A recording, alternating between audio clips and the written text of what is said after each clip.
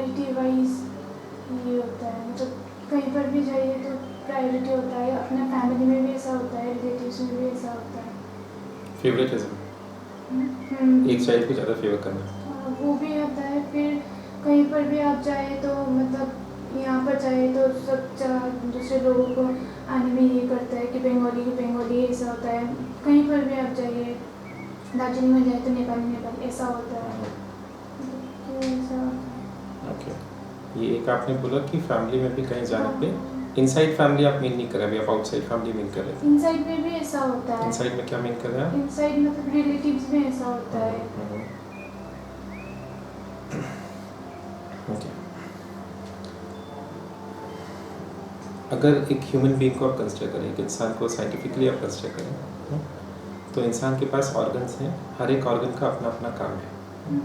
तो जैसे कि आपका आइज़ का काम है देखना, है ना, आपका नोज़ का काम है स्मेल करना।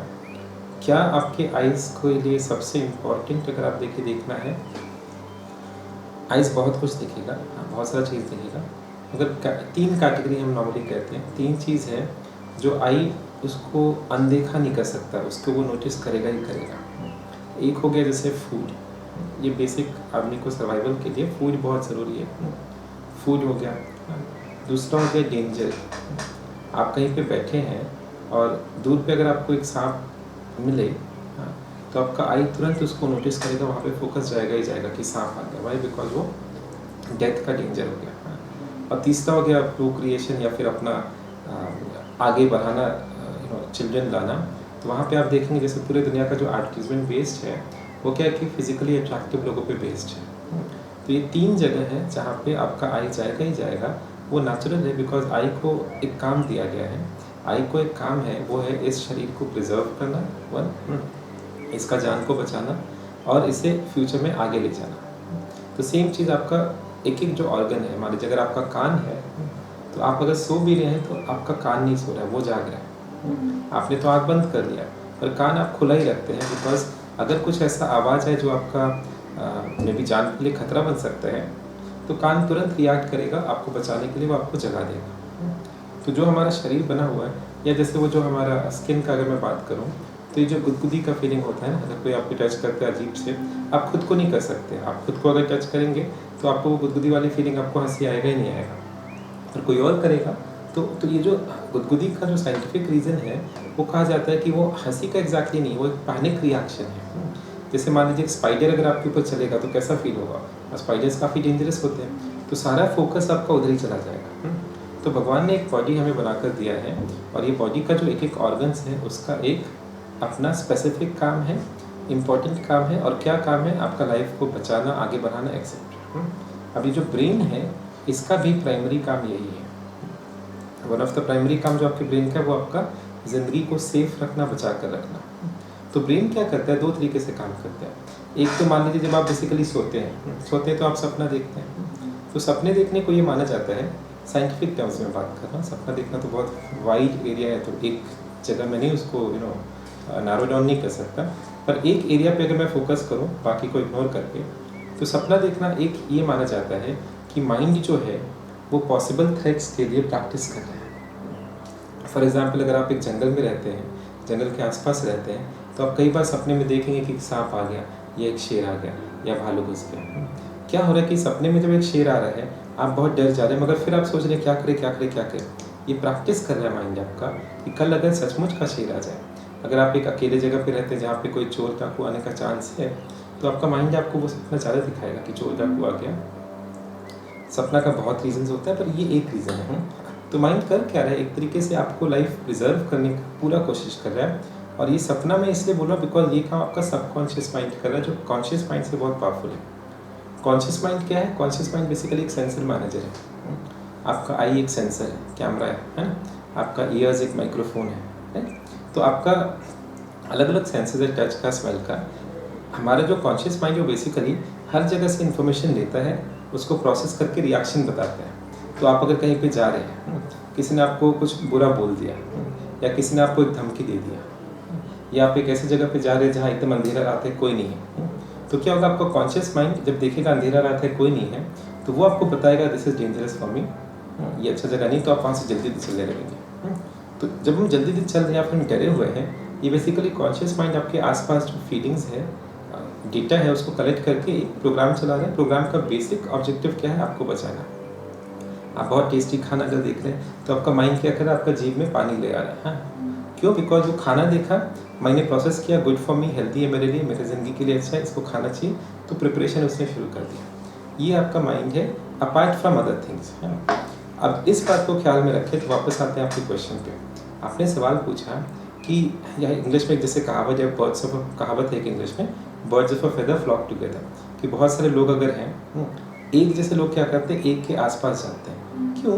बिकॉज ये सबसे कीमती और सबसे इम्पॉर्टेंट है उनके प्रोटेक्शन के लिए।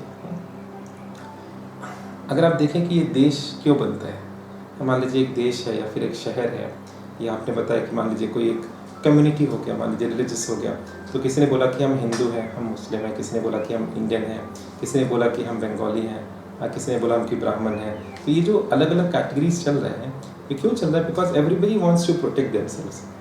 तो आप अगर एक घर में हैं तो घर के आसपास जो लोग हैं आप इनको अच्छे से जानते हैं, अपने पापा को, अपनी मम्मी को, भाई को, बहन को, दोस्तों को आप अच्छे से जानते हैं। तो ये जो नज़दीक के लोग हैं आपको पता है they are not a threat for you. ये आपके इन 3 बेसिक नीड्स का अगर मैंने बात किया, आपके सर्वाइवल के लिए, फ्यूचर ग्रोथ के सबके लिए वो थ्रेट नहीं है।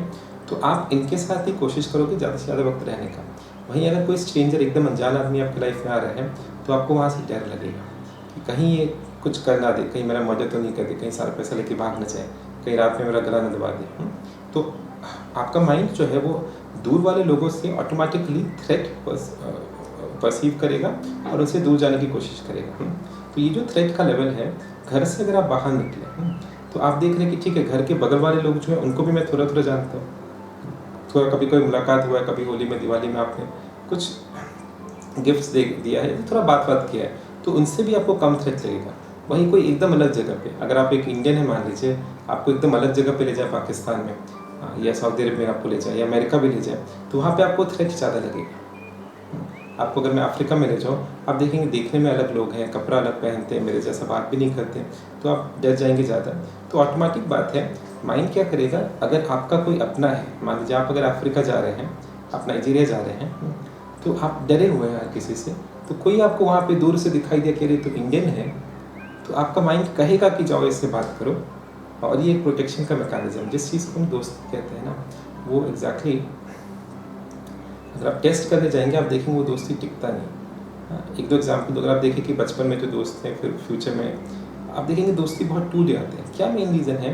कि असली दोस्ती हम लोग नॉर्मली करते नहीं। हमारा जो मेन दोस्ती होता है वो कुछ ऐसा रहता है, मान लीजिए आप कहीं जा रहे हैं, आप एक बस से जा रहे हैं, 1 घंटे का जर्नी है।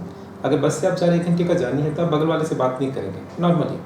पर अगर कोई आपको तकलीफ होने का चांस है, मान लीजिए आप एक नई जगह जा रहे हैं, आपको बस स्टॉप पता नहीं, आप उस जगह पहले गए नहीं, तो आप बगल वाले से थोड़ा हाई हेलो करेंगे कि भैया थोड़ा बता देंगे मुझे इस जगह पे उतरना है, मान लीजिए बागुयाटी जाना है तो बागुयाटी स्टॉप वाले से बता देंगे। आपने इनसे थोड़ा सा दोस्ती कर लिया बिकॉज ज़रूरत है, वो भी ऐसा करेगा। कोई आदमी, मान लीजिए आप एक ट्रेन में बैठे हैं, कोई आदमी ऐसे आपको देखता है, कभी तो आपसे बात नहीं करता, पर अब इस आदमी को 2 दिन के लिए आपके साथ ट्रेन पे रहना है। तो मान लीजिए ट्रेन का 2 दिन का जर्नी है, तो अब इसे पता है कि कल शायद मेरे को बाथरूम जाना पड़े, तो मेरा सामान कौन देखेगा? थ्रेट है। तो वो भी क्या करेगा, 2 दिन का जर्नी तो थोड़ा दोस्ती कर लेगा। आपने एक स्कूल ज्वाइन किया, आपने कॉलेज ज्वाइन किया 3 महीने के लिए, 4 साल के लिए, 1 साल के लिए, तो जो आपके आसपास लोग जो आपके स्कूल में लोग हैं, आपके जो क्लासरूम में लोग हैं, जो आपके बगल में बैठ रहे हैं, आपको इनका ज़रूरत पड़ सकता है कल नोट्स लेने के लिए, तो हमने थोड़ा सा दोस्ती बना लिया और हमें लग रहा है कि मुझे आदमी पसंद है। 2 आदमी को अगर आप लेते हैं, जैसे कि एक अजीब सा एग्जाम्पल दूँ आपको, थोड़ा अजीब लगेगा मगर आप समझिए इस बात को, कि हम जिसको फ्रेंड मान लेते हैं वो बेसिकली फ्रेंड नहीं होता, वो ऐसा आदमी या ऐसा लेडी होती, मान लीजिए ऐसी औरत होती है जिनके साथ आपको टाइम स्पेंड करना पड़ता है। तो जिन लोगों के साथ आपको टाइम स्पेंड करना पड़ता है इन जनरल, वो ऑटोमेटिकली आपसे नज़दीक आ जाते हैं, और ये और कुछ नहीं, ये आपका माइंड का बनाया हुआ एक वहम है, जो आपका प्रोटेक्शन जो ज़्यादा इम्पोर्टेंट है माइंड के लिए। मान लीजिए कि कोई बहुत ब्यूटीफुल सा आप पेंटिंग देख रहे हैं, तो वो आर्ट का खुशी जो आपको मिल रहा है, वो खुशी है तो खुशी, मगर वो खाना खाने से बड़ा खुशी नहीं हो सकता, क्योंकि वहाँ पे आपका डेथ है। कोई चीज़ से आप डर रहे हैं, मान लीजिए आप एक बाइक चला रहे हैं, आप अगर डर रहे हैं, मान लीजिए क्यों डर रहे हैं, बिकॉज उसके पीछे जो असली डर है वो मौत का है। तो मौत का डर बहुत बड़ा है, उससे बड़ा डर आप कह सकते हो कि बहुत मुश्किल है मिल पाना। तो क्या हो रहा है कि आपका माइंड कुछ इल्यूजन्स क्रिएट करके रखता है, कुछ बहकावा, कुछ आपको ही धोखा क्रिएट कर देता है, सो दैट उसका जो बेसिक नीड्स है वो फुलफिल हो। तो इसीलिए माइंड क्या कर रहा है कि आपके आसपास जो लोग हैं, अगर आप एक छोटे से घर में हैं मान लीजिए, तो आपका जो अपना भाई होगा उससे आपको ज़्यादा दोस्ती होगा, आपका जो कज़न होगा उससे कम दोस्ती होगा। आप बड़े घर में आ गए हैं तो बगल वाले अंकल आंटी जो अनजाने लोग हैं उनसे कम दोस्ती होगा, कज़न से ज़्यादा दोस्ती होगा। आप पूरे शहर लेवल का बात करें तो जो आपके लोकेलिटी में रहते हैं, आपके ब्लॉक में रहते हैं, वो लोग आपको ज़्यादा पसंद आएंगे, आपके ब्लॉक वाले लोग, कंपेयर टू जो दूसरी तरफ। अगर आप नॉर्थ कोलकाता में रहते हैं तो साउथ कोलकाता वाले लोग आपको उतने अच्छे नहीं लगेंगे, आपको नॉर्थ कोलकाता। और कोई साउथ में रहते हैं वो बोलेगा कि नॉर्थ में तो पता नहीं क्या है, साउथ कोलकाता तो सबसे अच्छा है। खाने के मामले में भी, खाने के मामले में भी आप देखोगे कि जो चीज़ आपने बचपन में खाया, अगर वो चीज़ सेफ़ है, जैसे कोई आदमी मान लीजिए चिकन खा रहा है, अब जो चिकन खा रहा है उससे लग नहीं रहा है कि ये कितना गंदा बेहुदा है ना।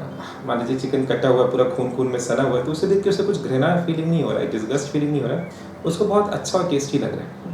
वहीं अगर उसको पता चले कि ये चिकन का मीट नहीं है, ये क्रो का मीट है, कौवे का मीट है, फ़र्क तो बहुत कम है, पर तुरंत वो डिस्गस्ट हो जाएगा। अभी जो टेस्ट के खा रहा है तुरंत वो फेंक देगा कि नहीं, क्या हुआ, चीज़ तो टेक्निकली एक ही है, देखा जाए तो एक ही चीज़ है।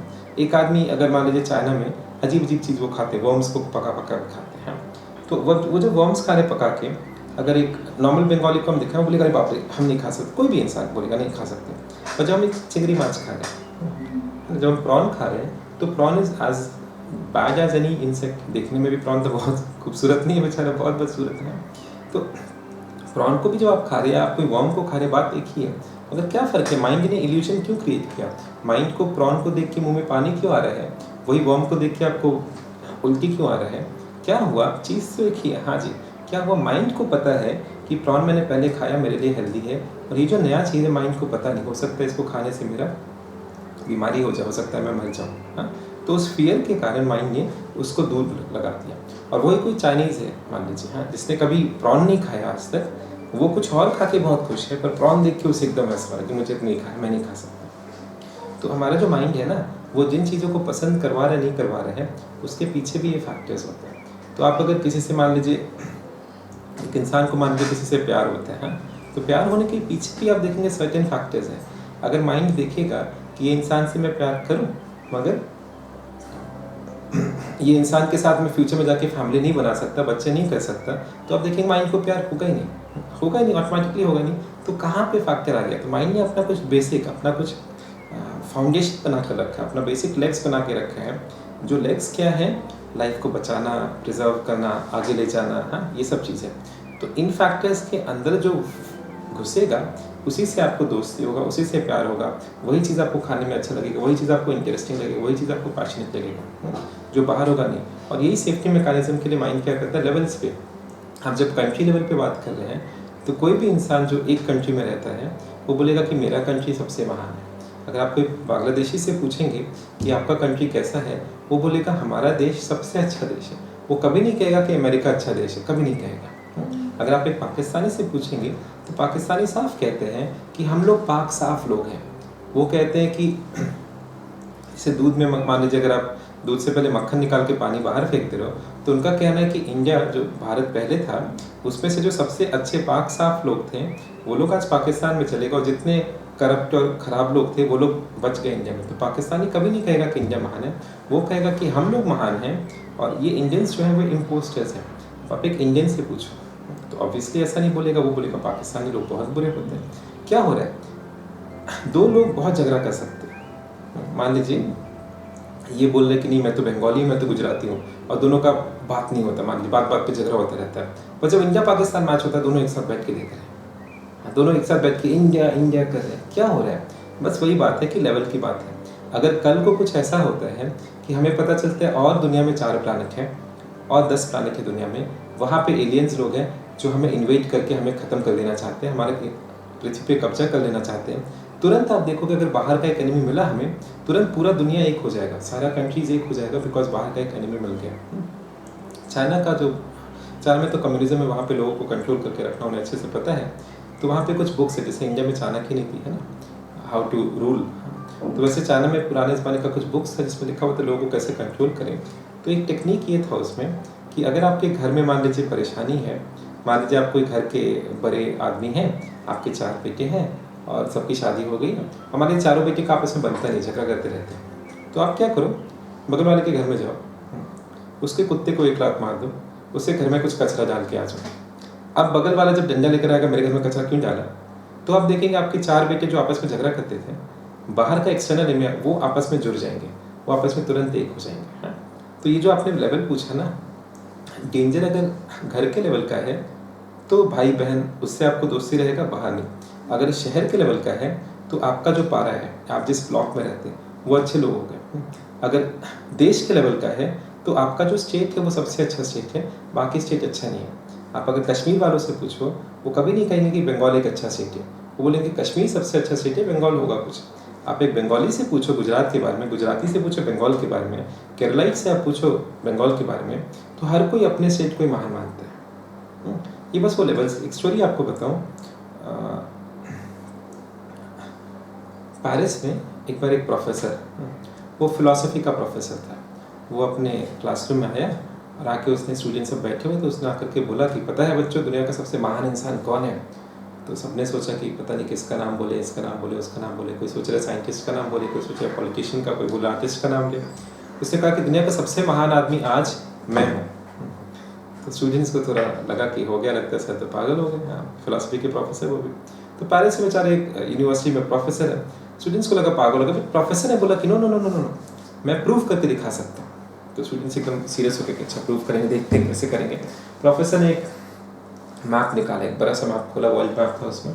उसने बोला बताओ वर्ल्ड मैप पे देख के दुनिया का सबसे महान कंट्री कौन सा है। फ्रांस वाले लोग हैं, सबने कहा ऑब्वियस है, इसमें क्या शक है, फ्रांस। हाँ, हमारा जो हिस्ट्री रहा है, हमारे पास जो महान लोग हुए हैं, सबने कहा फ्रांस, ठीक है। फिर प्रोफेसर ने पूछा अच्छा ये बताओ फ्रांस में सबसे महान जगह, शहर कौन सा है। अब ये लोग बैठे हुए पेरिस में, ऑब्वियस बात है इससे सबसे अच्छा जगह तो पेरिस है। आप एक कलकत्ता वाले से बोलो कि दिल्ली वाले लोग कैसे हैं, वो बोलेंगे दिल्ली वाले लोग तो चोर होते हैं। दिल्ली वाले से पूछो तो, है ना, तो हर आदमी जिस शहर में रहता है उसको अपना शहर तो घर लगता है, वो तो बहुत अच्छा है। तो लोगों ने बोला कि नहीं सर पेरिस सबसे महान है। अच्छा पेरिस में सबसे महान जगह कौन सा है। कुछ स्टूडेंट समझ गए क्या करने वाले हैं। सर सबसे महान जगह तो हमारा यूनिवर्सिटी, इससे अच्छी जगह कौन सा हो सकता है। अच्छा यूनिवर्सिटी में सबसे अच्छा ब्रांच स्ट्रीम कौन सा है। अब सब लोगों ने ज्वाइन किया था फिलोसफी, अब कोई थोड़ी बोलेगा कि नहीं सर केमिस्ट्री ज़्यादा अच्छा है, ज्योग्राफी ज़्यादा अच्छा है, सर फिलोसफी। अच्छा बताओ फिलोसफी का हेड ऑफ डिपार्टमेंट कौन है। प्रणाम सर आप ही हैं। हाँ तो दुनिया का सबसे महान आदमी मैं हो गया। हाँ? तो ये प्रोफेसर एक टीचिंग दे रहा था, कुछ सिखा रहा था। क्या होता है कि अगर कोई आदमी आपसे कह रहा है मेरा भारत महान, तो हमारा जो सबसे बेसिक वीकनेस हम कहते हैं, सबसे बेसिक वीकनेस एक आदमी का है, हम कहते हैं अहंकार, ईगो। तो प्रॉब्लम ये है कि अगर वो खुद से बोलेगा कि मैं महान तो लोग हंसेंगे उसके ऊपर। तो जब वो भारत से बाहर जाता है तब वो कहता है कि मेरा देश तो बहुत महान है। इनडायरेक्टली कहता है, डायरेक्ट नहीं कहता है मेरा देश बहुत महान है। मतलब क्या, मैं उस देश से आया, मतलब क्या मैं महान हूँ। तो मैं महान हूँ डायरेक्ट नहीं कहेगा। जब वो इंडिया लेवल, हाँ अगर इंडिया में कहीं जा रहा है, मान लीजिए वो गुजरात जा रहा है, वो तमिलनाडु जा रहा है, तब वो कहता है जिस मान लीजिए कोई झारखंड से अगर आया, कोई बिहार से आया, कोई एमपी से आया, कोई यूपी से आया, तो यूपी वाला कहता है कि यूपी तो बहुत अच्छा जगह है, महान जगह है। जब वो केरला जाता है तब कहता है, केरला वाला जब यूपी जाएगा वो कहेगा केरला बहुत अच्छा जगह है, वहाँ पे खूबसूरती है, भगवान का अलग ही है। कश्मीर से आते हैं वो कहता है हमारा तो हेवन है भाई। क्यों? बिकॉज वो डायरेक्ट तो नहीं कह सकता कि मैं महान हूँ, इसलिए इनडायरेक्ट। अगेन अगर कोई कलकत्ता से आ रहा है तो ये चीज़, कोई आपके पास से आ रहा है तो ये चीज़। तो 2 फैक्टर्स हैं यहाँ पे इम्पोर्टेंट, जिसके कारण आपने जो सवाल पूछा होता है, आपने पूछा कि क्यों लोग इतना ग्रुपिज्म क्यों करते हैं हर लेवल पे, है ना, घर के लेवल पे, अपने सोसाइटी के लेवल पे, सॉरी शहर के लेवल पे, अपने कंट्री के लेवल पे, रिलीजन के लेवल पे, क्यों इतना ग्रुपिज्म करते हैं। क्योंकि और कैसे कहे कि मैं महान हूँ। अब मान लीजिए मैं अगर इस ब्लॉक में रहता हूँ, मेरे बगल में एक और आदमी रहता है, तो अब हम ये तो नहीं कह सकते कि मेरा देश महान, मेरा ब्लॉक महान, तो मैं इस आदमी से कैसे बड़ा बनूंगा। तो मैंने देखा अच्छा वो आदमी जो है वो मान लीजिए एक हिंदू है और मैं अगर मुस्लिम हूँ, तो मैं बोलूँगा नहीं मुस्लिम्स महान, मुस्लिम्स हिंदू से बेहतर होते हैं। इनडायरेक्टली हर कोई ये प्रूव करना चाहता है इनडायरेक्टली कि अच्छा अब दोनों अगर मान लीजिए मुस्लिम निकल गए तब क्या। हाँ वो मान लीजिए बिजनेस करता है, मैं मान लीजिए मैंने पढ़ाई करके इंजीनियरिंग किया हुआ, तो मैं बोलूँगा इंजीनियर्स महान होते हैं। दोनों अगर इंजीनियर निकलते हैं, मैं बोलूँगा नहीं तुम तो कंप्यूटर साइंस है, मैं तो IT हूँ, शायद मैं मानूँ। तो लोग अपना अपना हर कोई खोज ले रहा है, पर ये 2 रीज़न के कारण, एक प्रोटेक्शन के लिए, हाँ, और दूसरा अपना ईगो, ये 2 प्राइमरी रीज़न के कारण लोगों ने पूरा जो जंजाल फैलाया हुआ है। प्रॉब्लम क्या है जंजाल का, सबसे ज़्यादा लॉस उन्हीं को हो रहा है। जब आप खुद को कह रहे कि मैं एक बंगाली हूँ या मैं एक बिहारी हूँ, जब आप कह रहे कि मैं गुजराती, मैं एक इंडियन हूँ, जब आप कह रहे हैं कि मैं हिंदू या मुस्लिम हूँ, तो फिर आप एक स्टीरियोटाइप हो गए, आपका यूनिकनेस खत्म हो गया।